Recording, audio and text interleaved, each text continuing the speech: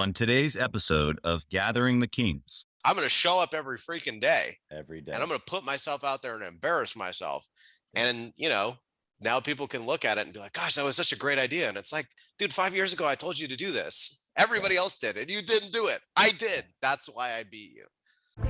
You are listening to Gathering the Kings with Chaz Wolfe, featuring fellow 7, 8, and even 9-figure business owners who have real battle scars from business and life, but have prevailed as the king that they are designed to be.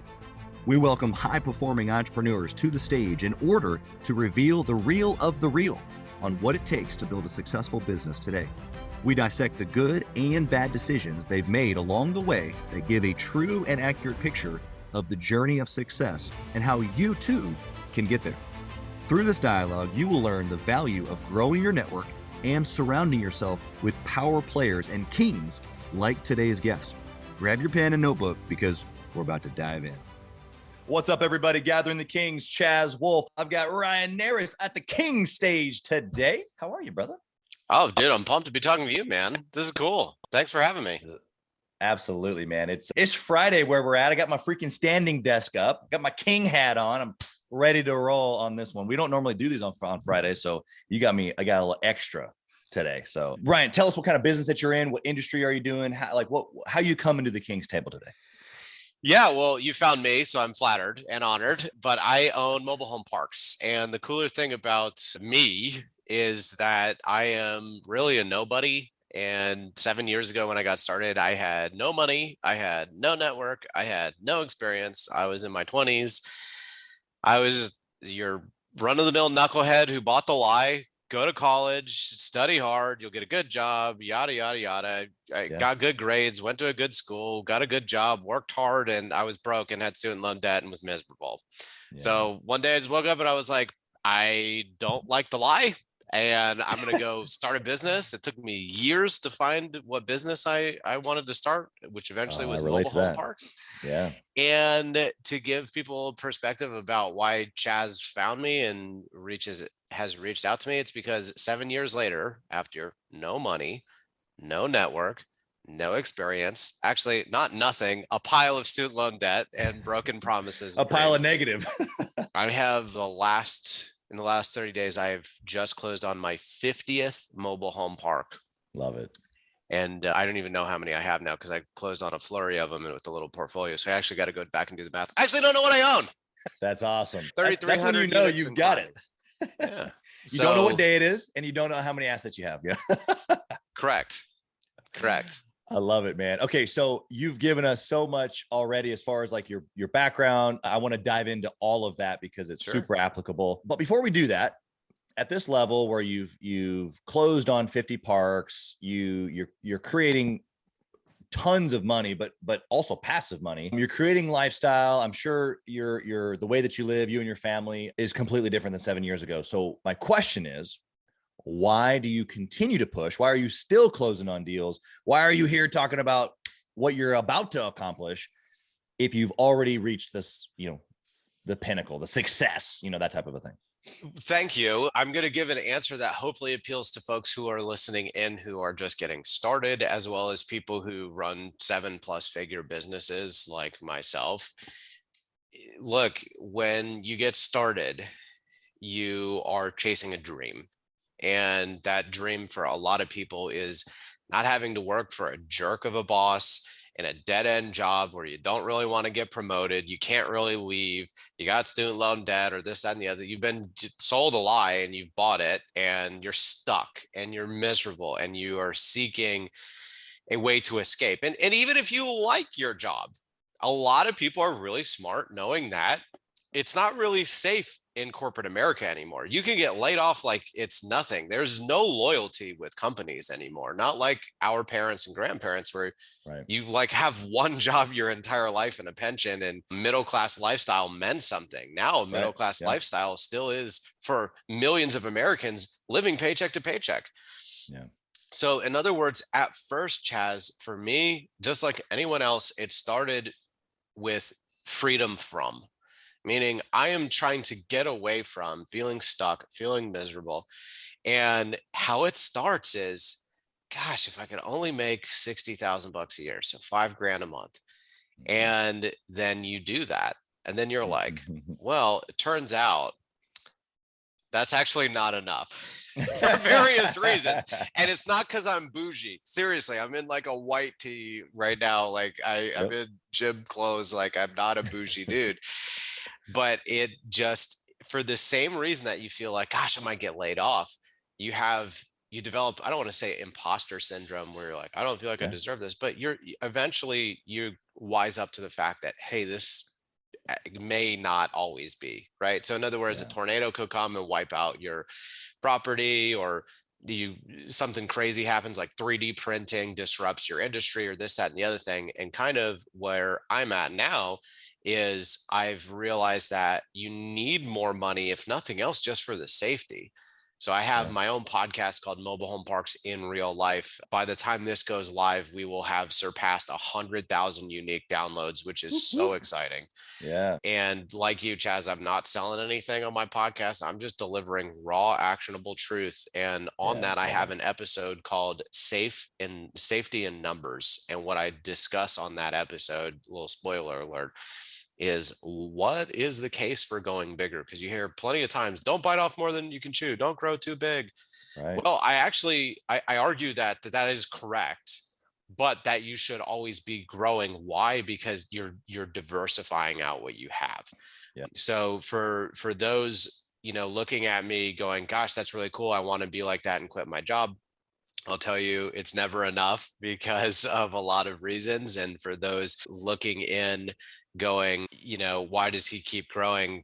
Again, hopefully that was a good answer for newbies and folks who were growing. Safety in numbers. Of course. I think you even hit one thing in there that I just want to highlight, because, the owners that are listening right now that have left their jobs, but they just now own their own job, right? Because they're not big enough to where they have systems or teams or repeatable process or a business system or assets that pay them whether they're there or not. And so that's probably the biggest thing I heard you say there, is that you can leave, or these guys have started their own thing, but you have to realize that there's another level. And so for them, the next level is creating something that has more. So for safety, yes, creating something that has a system so that it's repeatable, whether it's with or without me, because that's what real estate does for you naturally. For someone who's in the trades or someone who's in marketing or whatever, that looks like a business team, a repeatable client acquisition process where they aren't involved, all of those things. And so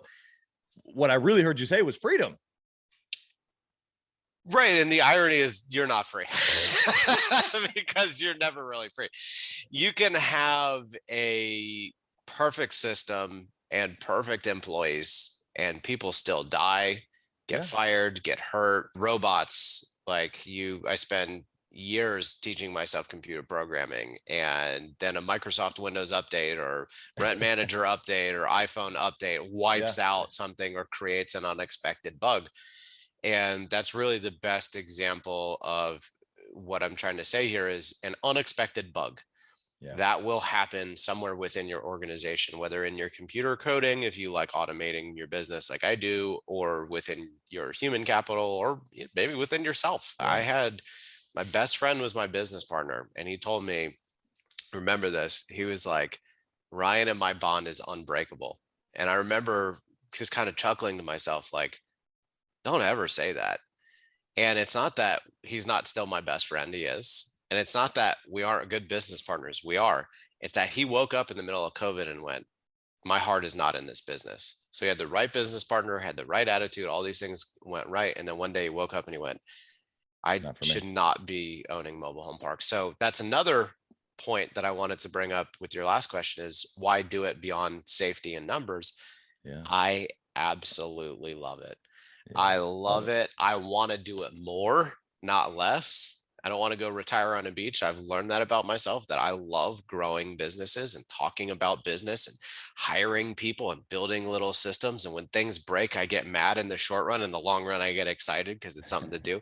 That, Chaz and listeners, that is the wealth, not how much you make a month or what your net worth is.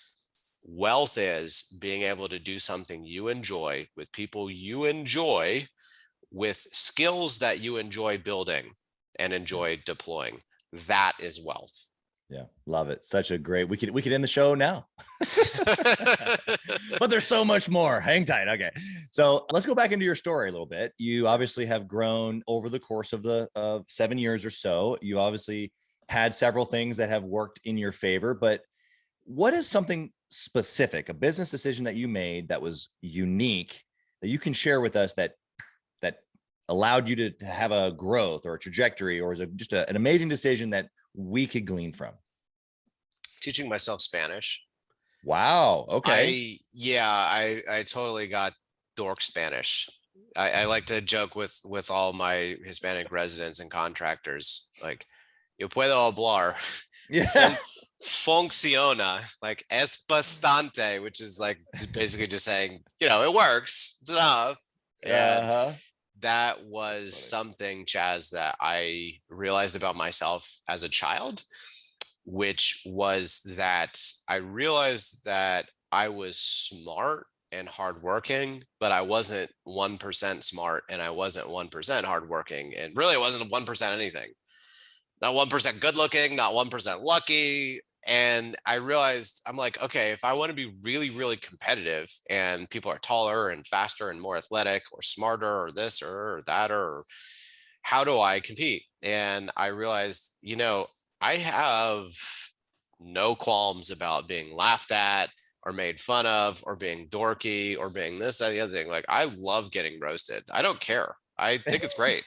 My wife hates it because she's like, okay, that's fine that you don't mind getting roasted, but I have to walk next to you. So like, please be careful how far you go here. And I'll tell you why that applies to learning Spanish. It's because I realized everybody I talked to in this space early on, no one wanted to teach themselves Spanish. Oh yeah, that'd be great if I could speak a foreign language, which is code for, I'm never going to do this. It'd be nice to have, but it's kind of like, oh yeah, I should lose 15 pounds. It's like, okay, yeah, fair. You're not going to do it now based insert on cookie. Right. Exactly. Like, you're saying that in the moment to make yourself not feel as bad, but you're ultimately not going to do anything. And I went, that is where I'm going to win. It's where people will either buy Rosetta Stone and do it for 30 days and then quit, or they won't even buy Rosetta Stone.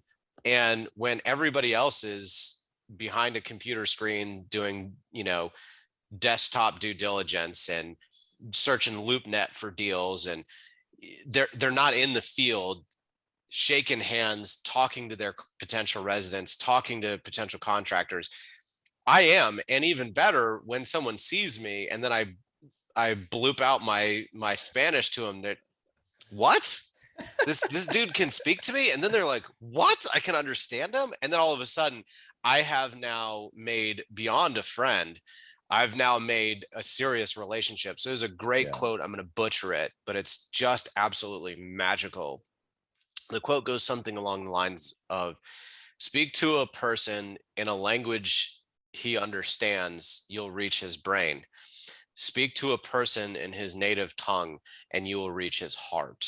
And let me tell you something, with COVID, with the uncertainty around are people going to pay rent, with the labor crunch that we all faced as employers during the Great Resignation, and really even still today, with labor prices and material costs and things skyrocketing, I cannot tell you how many people have reached out to me with my podcast and my Facebook group, like, oh my gosh, I can't find labor and it's hard to move people in and this, that, and the other thing.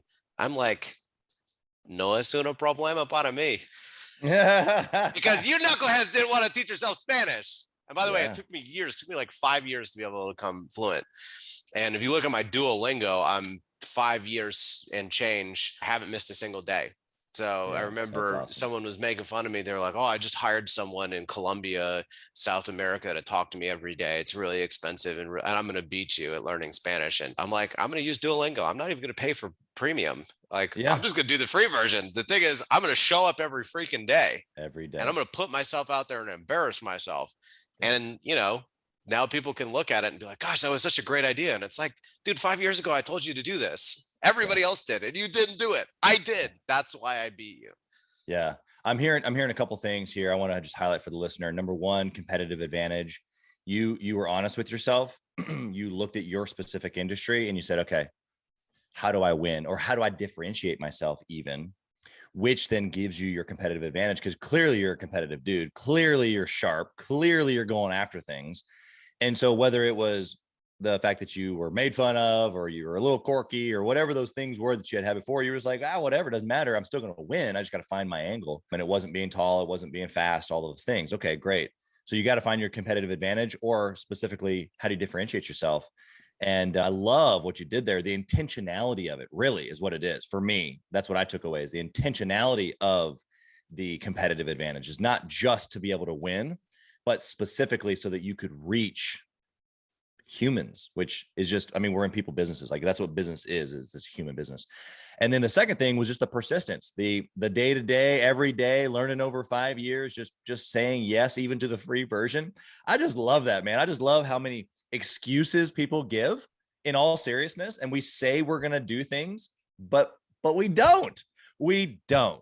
And so I think that if you're listening right now, there is one thing that just came to your mind of something that you've said that's important to you, that you said is important to your business or your family or your weight or your health or the time that you're spending on things, whatever it is, something came to mind and you have not been doing it. And so I need you to write down what Ryan just said, and you need to just level up and go take care of it, because this dude's learning Spanish every single freaking, you can go fill in the blank with whatever you need to do every single day. Love it. Okay, let's flip the coin. Ryan, tell us a bad decision that you made.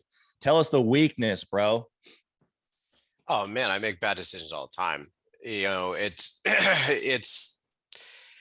you got to fail your way forward. I'll give you a great, for example, Ian and I, my former business partner, current best friend, he and I, our first mobile home park that we did together, like without anybody else, just me and you. So it was our second overall acquisition. It was our first real dance because we weren't JVing with an experienced operator. We didn't check the water bills. Uh-oh. And it turns out there was a pretty big leak, and it was master metered. So for those of you who don't know what that means there's, we had 33 units at this mobile home park and one big fat water bill every month. And we did the math and we didn't know how many gallons were normal, what that range was. And we didn't took you forever. Yeah, $150,000 later. Oh my goodness. Yeah. So imagine calling your investor and being like, hey, so you know how it's been like a year and we haven't distributed? We actually need your money and more of it. And then please don't dilute us. Yeah. Yeah. Wow. So that was probably the biggest mistake I ever made. So I'm hearing out of that, obviously a mistake of processes, which I'm sure you've corrected. So I'll ask you about that here in a second. But then you had to eat crow. You had to go back to the investor. You had to say, ooh, we've made a mistake. And then on top of that, we need more money. So give me some insight there of what came out of that as, the Phoenix after the fire type thing. Well, first and foremost, we now have that included in our checklist for due diligence. So that's an easy one. That's the low hanging fruit, but also setting proper expectations with investor partners, right? So, you do the math, you have your pro forma, but you always say, look, this doesn't mean we're flawless here, right? We could make a mistake and it could end up costing a six-figure plus amount to fix, right? So now the good news is that investor partner basically just didn't even put up a fight. He was like, how much and where do I write the check to? Right. Which was incredible. So much so that this investor partner is now my best friend and has taken Ian's place as my new business partner. So we won this guy over. Moreover, he's a close friend and now my full-on business partner. But yeah, look, there's so many stories like that over the years. I always bring that one up, not because it was one of the first mistakes I made. It's just because it's one of the most shocking. But I mean, dude, I've made mistakes. I've made mistakes literally today in due diligence, but thankfully I caught it before my money went non-refundable. Yeah. Right. So look, gosh, I can't tell you, Chaz, how many people I talk to that just get paralyzed in fear that they're going to make a mistake. Carol Dweck has a great book called Mindset, where she basically argues that people can fall into one of two buckets, a growth mindset and a fixed mindset. And I try my best to help people with fixed mindsets to forgive themselves for making mistakes, because a growth mindset isn't someone who wants to win all the time and be right all the time. A growth mindset is someone who is not afraid to fail, or if they're afraid to fail, fine. We're all afraid to fail, Sure. But they're not going to be paralyzed in fear, because they are going to, just be devastated if they're wrong or make a mistake. So you have to allow yourself the ability to make mistakes, and everybody does. And everyone will. Yeah. Continue 100%. to make mistakes. I mean, so many nuggets there that you just gave to us, but the ability for you before the mistake was made to have the trust with your investor, give us insight there, because you didn't just call that guy and he say, fine, where do I write the check, without there being a dramatic lead up of him trusting you fully, nth degree, good, bad, indifferent. And of course, now he's your partner. So what had happened before that? Or were you intentional about that? Or give us insight there to what happened before, to where that conversation was so easy, whether you thought it was going to be or not. So I didn't have to have that conversation. Let's start there. So Ian got to do that. This was actually Ian's former boss. So this guy was already sold on Ian. And they worked together, same university, all that jazz. So they'd known each other for a year, just had a good rapport, already friends, yada, yada, yada. So but what I will say is, going forward, I always actually take the approach of, like, this is who I am. This is what I can do. This is what I'm not going to do. These are the things that can go wrong. I list them out in my little business plans. Like, here are your risk factors, primarily around infrastructure with mobile home parks. Like, you're going to put your big boy or big girl pants on if you're doing this deal with me. And just FYI, I don't need you. I don't need you. In so many words, without sounding overly arrogant, this is almost a favor to you. Like, I have the money myself to do this myself. I am welcoming you into this. Right. When I say jump, you're going to say how high. Otherwise, you are not going to invest with me, period. Right. And I am very brutal like that up front. So then when I have to have a tough call with someone, like recently in the last 6 months, we caught someone stealing money from us, and it was not a small sum of money. The good news is it was on a new acquisition, so we nipped it in the bud pretty quick, but they got away with some money, and we had to basically call our investors like, hey, you just did this deal with us. Guess what? Someone stole a whole bunch of money with us. I basically, between the team of us, told everyone, like, look, just like I told you before, you put your big boy, big girl pants on. This happened. Yep. We are just starting this off here. Do you want me to write you a check and unwind this, and I'll eat the fees? Every single one of them said no. They're like, what? Yeah, dude, whatever. No. Yeah. Let's go. Part of it. Setting proper expectations and being brutal with it up front. Yeah, I love that. I think that goes a long way. Team members, investors, clients, whatever label you put on the relationship, of spouse, children, I think that's the biggest differentiator that I've learned as well. So I second that. The word expectations is everything. Okay, I'm going to ask you about a process. You're a process guy, or at least maybe you've learned to become one. What process do you take decisions through so that you can attempt to make the best ones possible every time? Great question. I'm glad I saw that on your list, and I was like, I'm pumped he's asking me this, because I am a very big process guy. My concentration when I got my MBA was in operations. So there you go. I'm an ops guy. He's an expert. I'm a salesperson by nature, but I'm an ops guy by education and by interest, I guess you'd say. But listen, if you are listening in and you're hopefully, or at least you're hopeful to gain some insight out of this in terms of, I want to get to the next level, whatever that may be, odds are you probably already know the answer. You probably do. You probably know exactly how to get to the next level. You just don't want to do it, or don't think you know how, or this, that, or the other thing. Look, it's usually a workflow problem. It's really that simple. It's usually a workflow problem. You're not doing enough work, which actually, believe it or not, is usually pretty rare for hyper achievers and really successful folks like those of you tuning in. Most likely are, because you don't just listen to a podcast like Chaz's if you're just some knucklehead, right? So in other words, it's likely not that with you. It's more likely that you're either doing the wrong work or you're getting sucked into black holes of nothingness. So I'll give you a great, for example. I've got, I don't know, 30 plus people in my company that report to me. And I caught someone new under, and just the absolute perfect example to describe good process, because I like to answer questions with stories if I can. So this woman, she takes a call from a resident. This resident's like, my AC is out. And so this new person basically was like, oh, okay, let's call the maintenance guy. So she calls the maintenance guy, hey, such and such AC is out. He goes over there, quotes it, goes back to the property manager, and the property manager is like, this is not a rental unit. This person owns the home and is renting the dirt. Not my problem, dude. Right? Like, why is the maintenance guy going to a home that does not belong to us? So in other words, what I realized there was, number one, there's a place in my system that was broken that we've addressed, which is okay. But the bigger thing there is, this woman took 5-10 minutes of her time plus to field this call, to log this issue, to then go get in contact with the maintenance person. The maintenance person then had to take 30 minutes, stop what you're doing, go out there, get this fixed.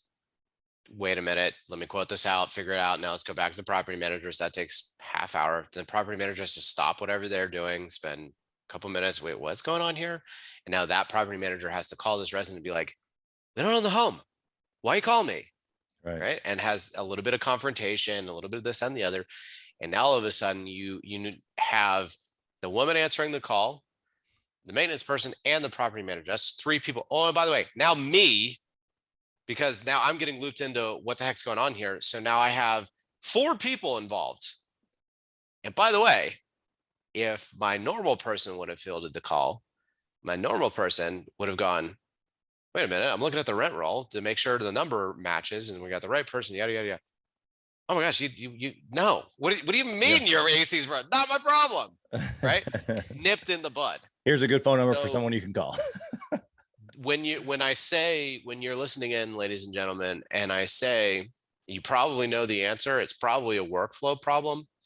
When you build out a team, if you build out a team without good systems, processes, and trainings and backup, right? Because that was a backup woman answering that call, right? So, and she's a new person, we're training her, she's going to be great. Everybody on the team loves her, including myself. So this isn't a bad person. This isn't a terrible, unfixable mistake. It's actually, I'm glad it happened. I've told my entire team, if something happens, you come to me because I want to know if it's broken. I don't want a bunch of yes people following me around. I want a bunch of bad news bears people come and tell me what's broken so we can fix it, right? So this is not a bad thing. These are not bad people. But I see this again and again and again and again, Chaz, with people that own more than just real estate. It's people that own all sorts of businesses. They have people who are untrained, or they don't have good systems and processes, or they have poor communication across the organization. What ends up happening is you have little black holes running around, little magnets running around. And these little magnets, they suck in everybody around them, and it just goes into nothingness. Whereas the right person and or the right system nips problems in the bud. And by the way, if my normal girl had answered that call, we wouldn't be having this conversation right now. Right. I cannot tell you. I literally cannot tell you. I cannot quantify how many instances of hours and hours of work have accumulated because I had the right person and the right process, eliminating the need to suck in all these people. Oh, and by the way, for most people, when you are on a task and you get sucked into another task, your productivity goes down. So it isn't just the amount of time taken to solve this. It's also the amount of like emotional strain, good or bad, that happens in that moment that now lowers the productivity across the way. So whether it's, you're just starting out and you need to learn, but you're like handling a bunch of really stupid menial tasks, and you're taking the $1 activity, not the $10 activities. I think Tim Ferriss puts it, or you run a big organization, small to medium organizations, probably a better way to put it, like mine. And you have a bunch of people you're trying to manage at the same time, regardless of where you are on that spectrum. You probably know the right answer. You probably know where you need to spend your time and where people around you need to spend their time. What are the highest value activities? And your systems and your processes and your, veterans, if you will, people who really know how to do what they do, they will actually nip a ton of work, unnecessary work, absolutely in the bud. And you may never even know it's happening. Yeah. Yeah. I had a guy maybe last week on the show talking about, if you just hire 9s and 10s, don't waste time with 5, 6, and 7s, just hire 9s and 10s. And the reality is what you're saying, Ryan, is that all the unforeseen things that you're dealing with that I don't have to, because I've either just paid more or I've created the process, I've just found the right person, all of those things, and maybe even a combination of those things. And it's the same thing in sales. I taught sales for many, many years to individuals, and then of course entrepreneurs. But it's like a lot of people focus in on objection handling in sales. But for me, it was like, if I could build relationship and figure out what the person really needed in the sales process, there were no objections. Right. So I just eliminate all of the back half of what most people deal with, as long as I did a couple of things right and was actually like a human through the process. Yep. And so I think it's the same mindset of like, if you can put a couple things, systems, people, ideas, sales process, whatever it is in place, the unquantifiable amount of time, money, resource savings it actually makes it seem like it's easy. So the guys like you and I are like, well, it's actually pretty easy to build a 7-figure plus business, but it's not. It is, but it's not. It's just the guys that don't know it. They just don't know where the pinch is, in essence, is what you're saying. Yep. So find the pinch, write down all touch points in your business and figure out what's broken. And Ryan's saying just to unclench that pinch. Anything else you want to add there, Ryan? Yeah, remember, document workflow. What are the most important activities? We run a debt collections business. What does that mean? The most important activity, collect the rent. Collect the rent. You have a limited resource you are leasing to someone. The most important thing you can do, because your gross revenue is capped. Yeah, sure, maybe you get late fees or some other small fees here or there, but the majority of your gross revenue in leasing real estate is, can you collect? So any employee of mine, I tell them the most important thing you can do is collect the money. The second most important thing you can do is make sure money is not leaking anywhere, right? So let's make sure everybody is safe and happy, so the money comes in easier and no one gets hurt and we don't get sued, nothing breaks, no water leaks, no this, no the other thing, right? That's it. Make sure the money's coming in and the money's not going out in ways that we don't want it to. And beyond that, obviously make sure people aren't doing stupid things on the property too. But that's simple. And so what I do for all my employees is I say, you got the big three. You got delinquency, you got lease up, right? So our units actually have to be leased out. And number 3, violations. Beyond that, everything else is just nice to have. So whether it's the CFO you're talking to, your CFO, or your property manager, or whomever, you have to understand the workflow for people, because if you are managing people and you're asking them to do $10 activities, but you catch them doing $1 activities, you can't get mad at them for not being productive. They just weren't optimally productive, because why have you do the $1 activities when you could have them focus on the $10 activities? And it's on you to set up your processes and your people to encourage them and hold them accountable to do the highest value activities first. And if they can get to the $1 activities later, great. But if you don't check that, if you're like, I'm just gonna be a passive owner, I'm gonna let them have autonomy, no, you have to make sure that if you're, you got people working 9 to 5, they're not working 9 to 5. They're working probably like 10 to 3 with a lunch, right? Right. Fine. If I'm only going to get like 4 or 5 hours of real work out of you a day, you know what I want you doing? The $10 activity, not the $1 activity. Yeah. Yeah. It's huge. Okay, Ryan, we're going to switch over to the speed round. Sure. 1-word answers if possible, but I'm notorious for asking for more. So we might get into some discussion here. Cool. First question is this: if you could only pick one metric inside your business to track for all your teams, all your departments, all your everything, what would it be? Collections. Okay. And why? Literally my last answer.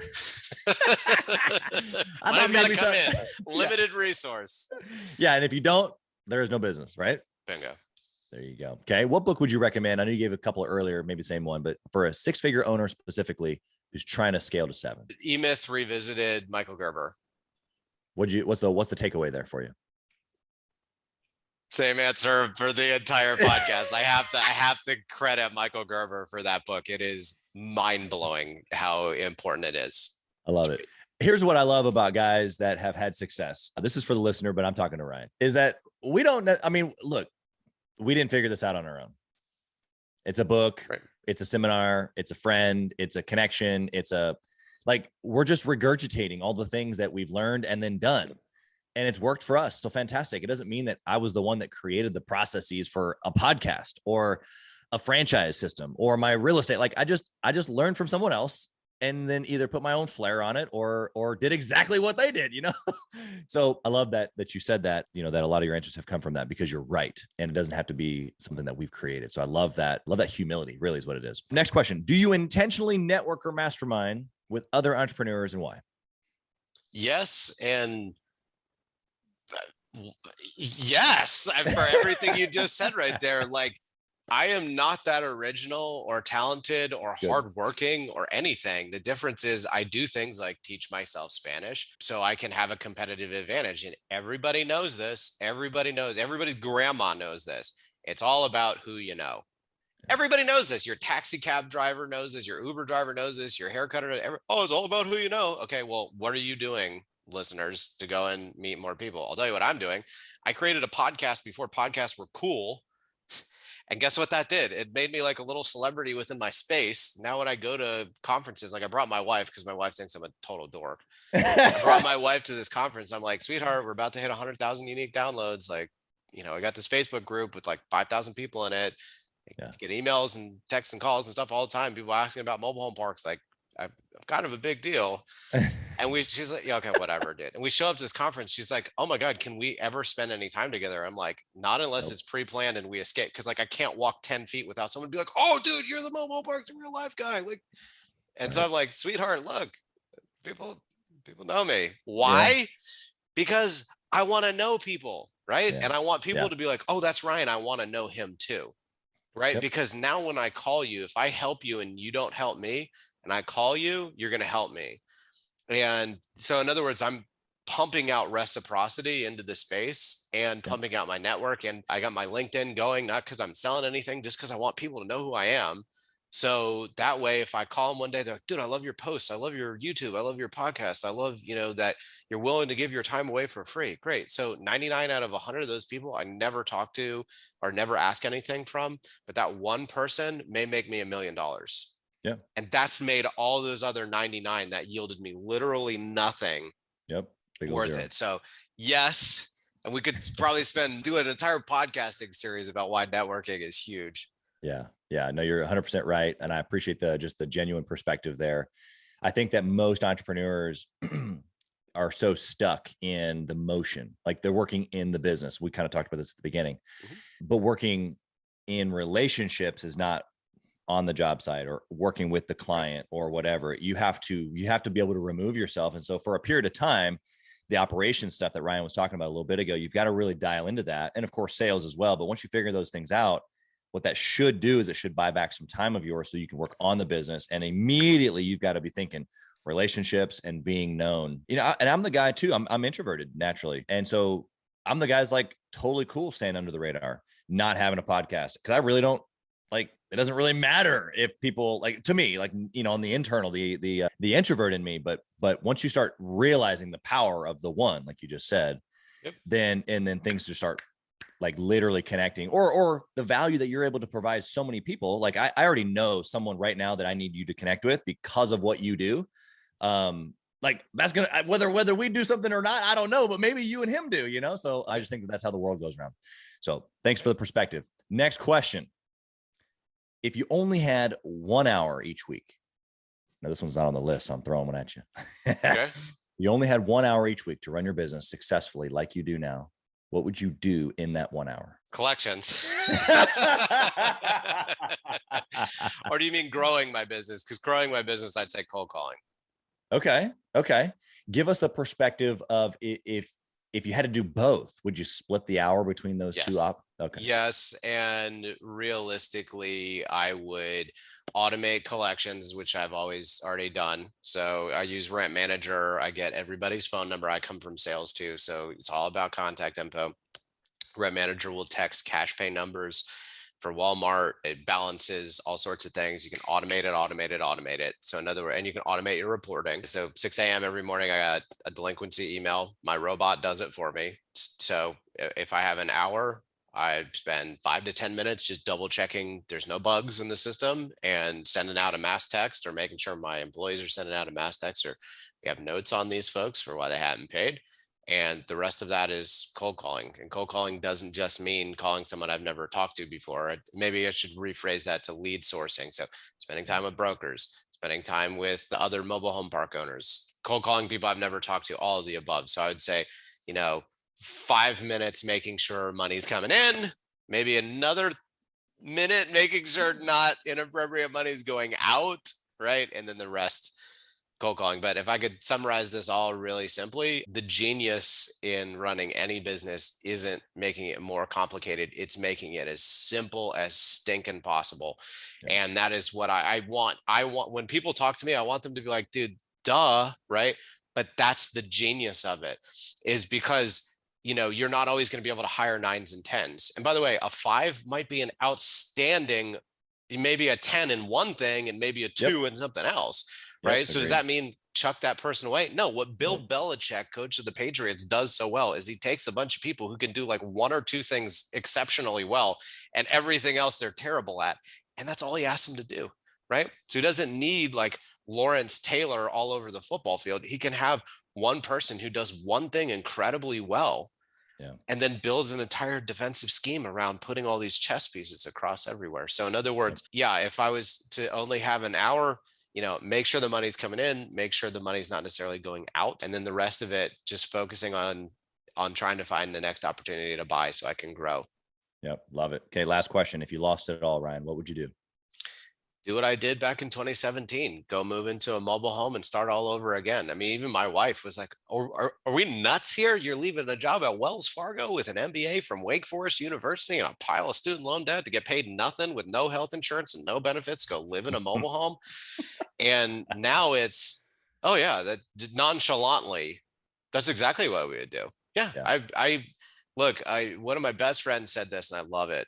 He's like, he grew up poor and now he's fabulously wealthy. He's like, I was born into nothing and I'm going to die and take nothing with me. So if I go back to nothing and I've at one point had something, I know I can always get it back. And if I don't, hey, it was fun it happened. Right. And rich dad, poor dad. If you recall, the rich dad goes bankrupt twice or something like that. Right. So it's like, it happens as part of the business, but you can't forget how you started. And how I started was I quit my job. I paid myself next to nothing. I moved into a mobile home. I do it all over again, even with kids, because that's the number. Oh, yeah, well, you didn't have the kids when you did that. Yeah. My son and my wife, we're going, and any future kids we have, we're going, and it will be a tremendous learning experience for my kiddos.